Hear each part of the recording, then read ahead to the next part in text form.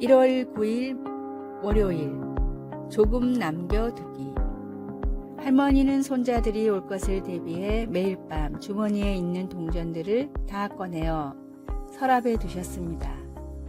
수년간 아이들은 도착하는 대로 할머니의 서랍 속 동전에 익숙해졌습니다.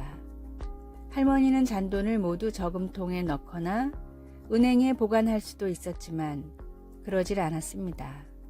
자신의 귀중한 손님인 손자들을 위해 기쁘게 동전을 거기에 남겨둔 것입니다.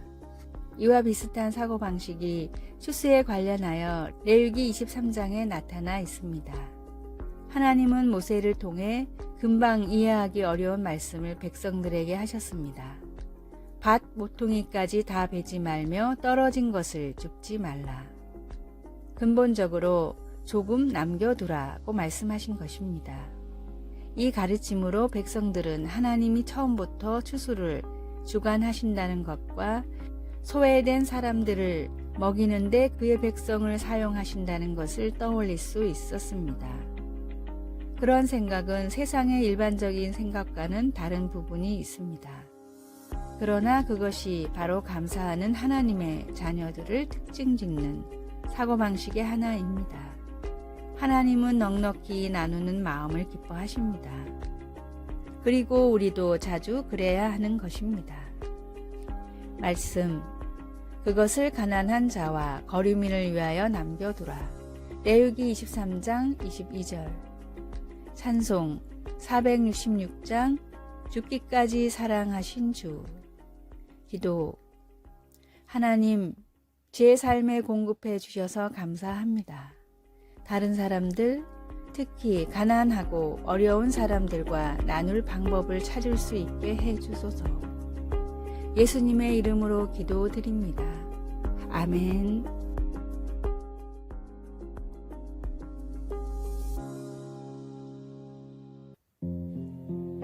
1월 10일 화요일 술 항아리 채우기.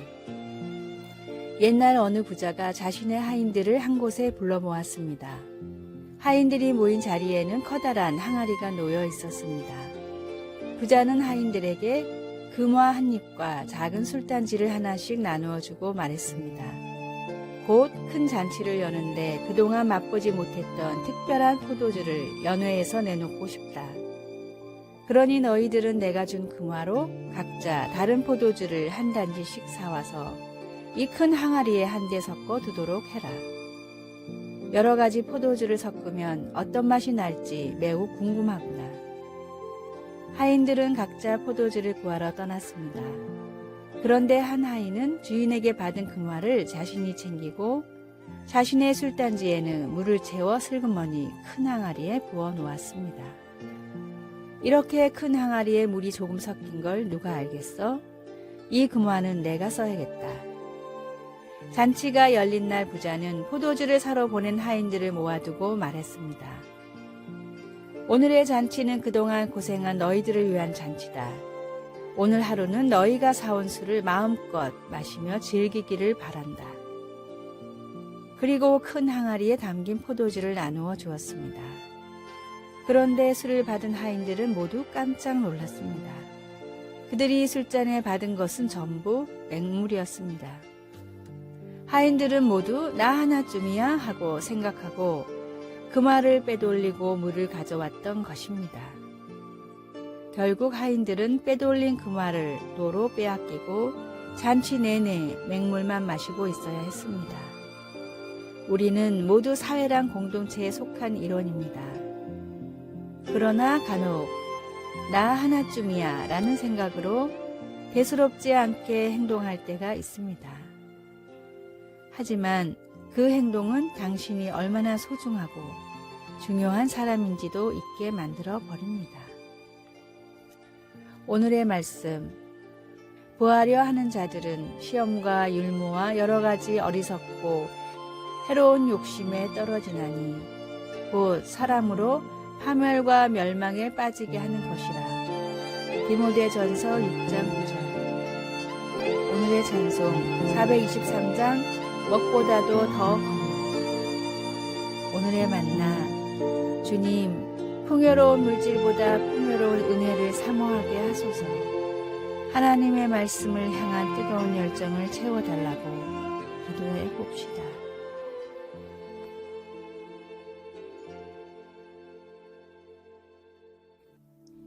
(1월 11일) 수요일 십자가의 언어. 부부는 상대방의 이야기를 들어주고 사랑함으로 서로가 인정하고 있음을 보여줍니다.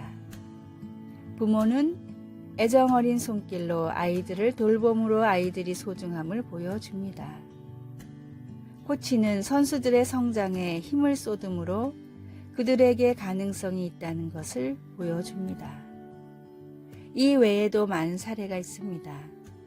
그러나 우리는 사람들에게 훨씬 어두운 메시지를 전달해서 고통을 줄 수도 있습니다.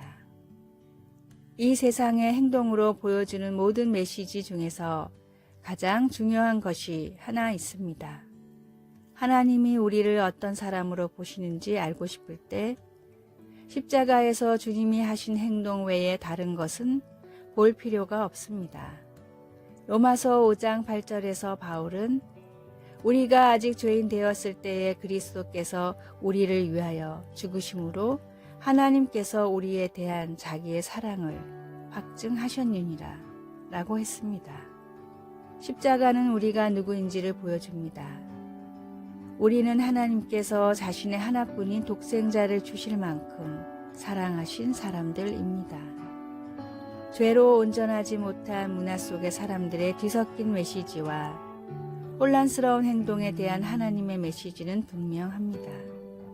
당신은 누구입니까? 당신은 하나님이 구원하시려고 자기 아들을 주시기까지 사랑한 사람입니다. 당신을 위해 하나님이 지불하신 대가와 당신은 그분께 언제나 귀한 사람이라는 놀라운 사실을 늘 생각하십시오. 말씀, 우리가 아직 죄인 되었을 때에 그리스도께서 우리를 위하여 죽으심으로 하나님께서 우리에 대한 자기의 사랑을 확증하셨느니라. 로마서 5장 8절. 찬송 458장 너희 마음에 슬픔이 가득할 때. 기도, 하나님의 사랑은 헤아릴 수 없고 그 은혜는 놀랍습니다. 저를 자녀 삼아 주셔서 감사합니다. 예수님의 이름으로 기도드립니다. 아멘.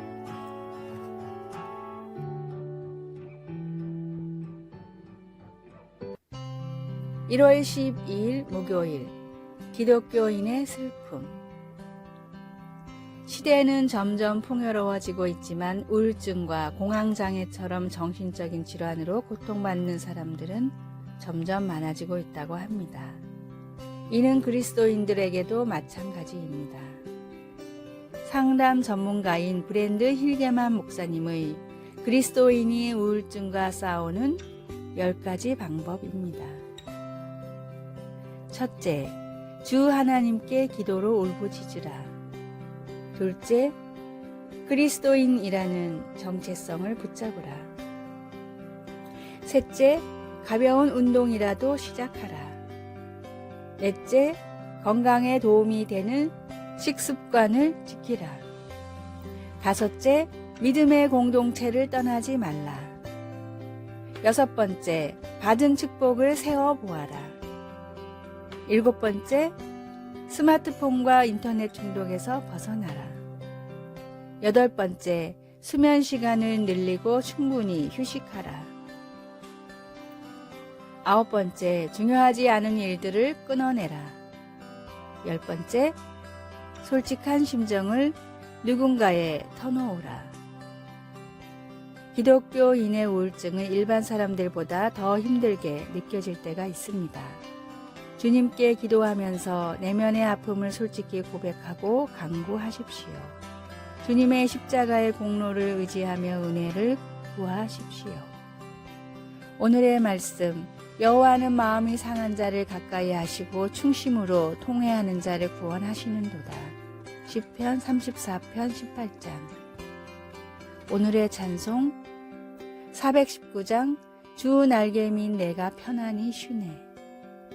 오늘의 만나, 주님, 모든 것을 치유하시는 하나님께 마음을 내어놓게 하소서. 힘들 때는 숨기지 말고 도움을 구하며 적극적으로 알리시기 바랍니다.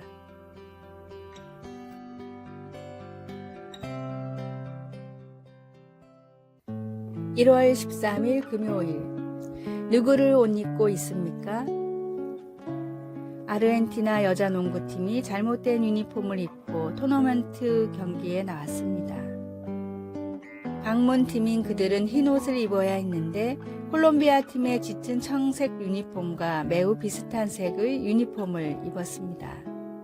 대체할 유니폼을 찾아 갈아입을 시간이 없어 그들은 경기를 몰습해 당했습니다. 다음에 아르헨티나 선수들은 자신들의 유니폼을 반드시 재확인할 것입니다.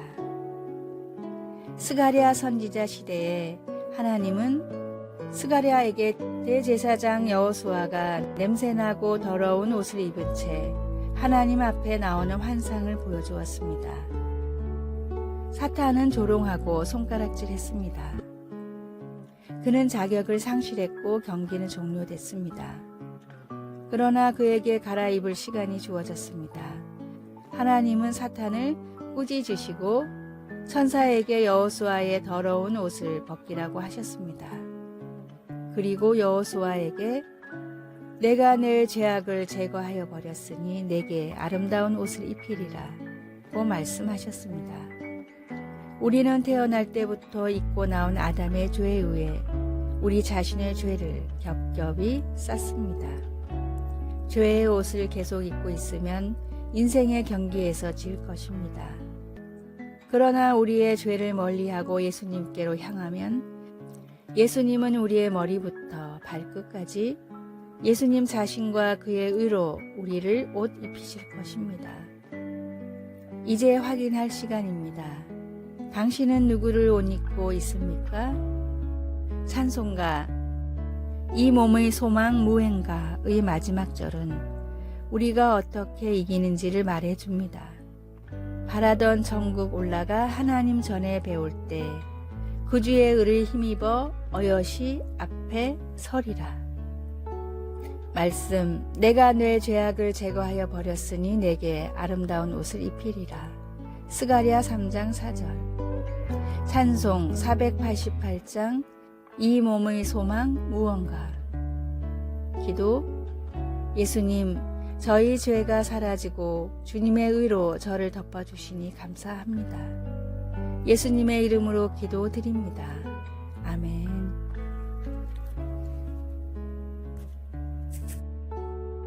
아래의 빨간색 글자 구독을 누르시어 더 많은 전도의 열매를 맺으시기를 기도합니다.